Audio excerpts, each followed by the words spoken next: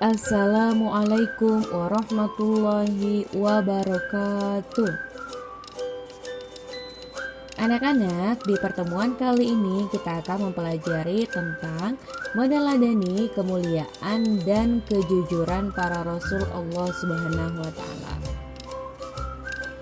Di pembelajaran kali ini, tujuan pembelajarannya adalah peserta didik mampu menjelaskan pengertian iman kepada Rasul Allah Subhanahu wa taala dengan benar, menyebutkan nama-nama nabi dan rasul dengan benar, menjelaskan sifat wajib para nabi dan rasul dengan benar, menjelaskan sifat mustahilnya para nabi dan rasul dengan benar, menjelaskan rasul ulul azmi dengan benar, dan menjelaskan hikmah beriman kepada Rasul Allah Subhanahu wa taala.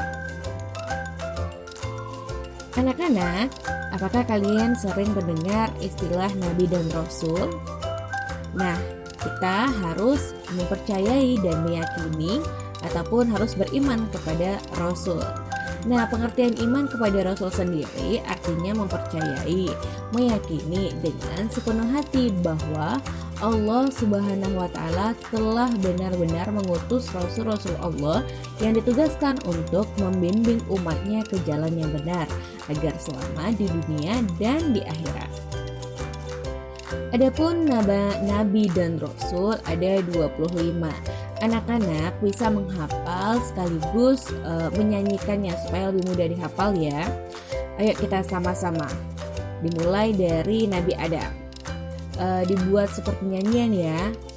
Adam, Idris, Nuh, dan Hud, Saleh, Ibrahim, dan Lut, Ismail, Ishak, dan Yakub, Yusuf, Ayub, dan Syu'aib, Musa, Harun, Zulkifli, Daud, Sulaiman, Ilyas, Ilyasa, Yunus, Zakaria, Yahya, Isa, akhirnya Muhammad. Nah, itu tadi adalah nama-nama nabi dan rasul, ada 25.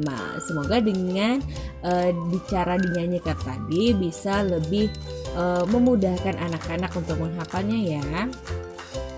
Nah, selanjutnya kita mempelajari tentang sifat wajib rasul. Anak-anak, rasul ini mempunyai sifat wajib, yaitu ada 4. Yang pertama, sidik, artinya benar.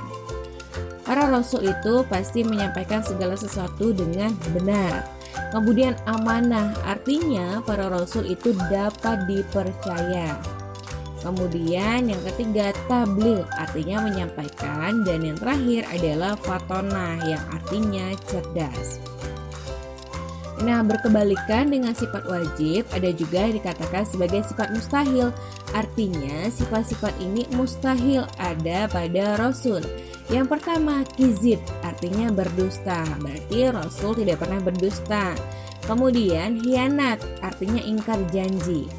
Yang ketiga, kitman, artinya menyembunyikan. Dan yang keempat, artinya balada, yaitu bodoh.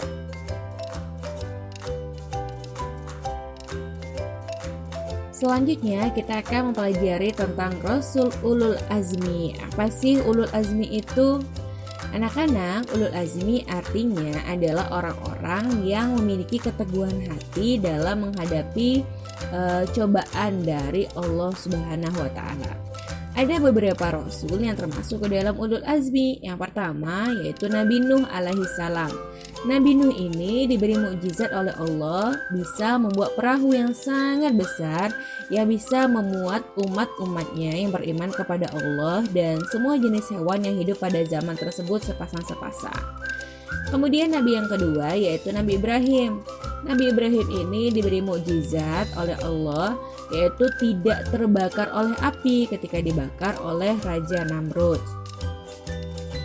Nabi berikutnya yaitu Nabi Musa alaihi salam. Nabi Musa ini punya mukjizat, yaitu tongkatnya ini bisa berubah menjadi ular raksasa. Kemudian tangan Nabi Musa bisa mengeluarkan cahaya ketika diminta bukti atas kerasulannya. Serta bisa juga membelah Laut Merah menjadi jalan ketika dikejar oleh Raja Fir'aun dan juga bala tentaranya. Kemudian Nabi selanjutnya yang termasuk ke dalam Ulul Azmi yaitu Nabi Isa alaihi salam. Nabi Isa ini bisa mengobati berbagai macam penyakit yang sulit disembuhkan. Kemudian bisa membuat burung dari tanah dan bisa menghidupkan orang yang sudah meninggal walaupun sebentar.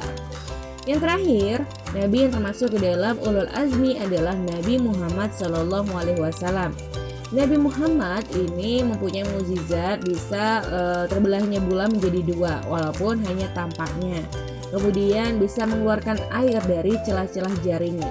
Nah, yang paling penting ini adalah Al-Quran, yaitu sebagai kitab yang paling lengkap dan sempurna, serta dijaga kemurniannya sampai akhir zaman. Selanjutnya ada juga peristiwa Isra Mi'raj dari Masjidil Haram sampai ke Sidratul Muntaha. Nah, itu tadi ada 5 rasul yang termasuk ke dalam ulul azmi. Anak-anak, kita telah mempelajari tentang beriman kepada Rasulullah Subhanahu wa Ta'ala. Ada beberapa hikmah yang bisa kita ambil dari beriman kepada Rasulullah Subhanahu wa Ta'ala. Meneladani sifat-sifat mulia para nabi dan rasul, seperti bersikap adil, jujur, kesabaran, keteguhan, dan semangatnya dalam berdakwah menegakkan ajaran-ajaran Allah Subhanahu wa Ta'ala. Umat-umat terdahulu ya anak-anak ini banyak mengalami kehancuran dan mendapatkan azab dari Allah karena mereka ini ingkar, kemudian sombong dan juga menyekutukan Allah. Nah, hal ini bisa kita jadikan pelajaran ya untuk senantiasa menjaga keimanan dan juga perilaku kita supaya apa? Supaya sesuai dengan ajaran Allah Subhanahu wa Ta'ala. Selain itu, hikmah lainnya yaitu selalu meningkatkan keimanan dan ketakwaan kepada Allah supaya negeri kita ini bisa mendapatkan kemakmuran dan keberkahan. Nah, selain itu kita pastinya selalu patuh dan taat ya dalam melaksanakan semua yang diperintahkan oleh Allah dan menjauhi apapun yang menjadi larangannya. Itu saja materi pada hari ini. Semoga bisa bermanfaat buat anak-anak sekalian. Ibu akhiri, wassalamualaikum warahmatullahi wabarakatuh. Terima kasih.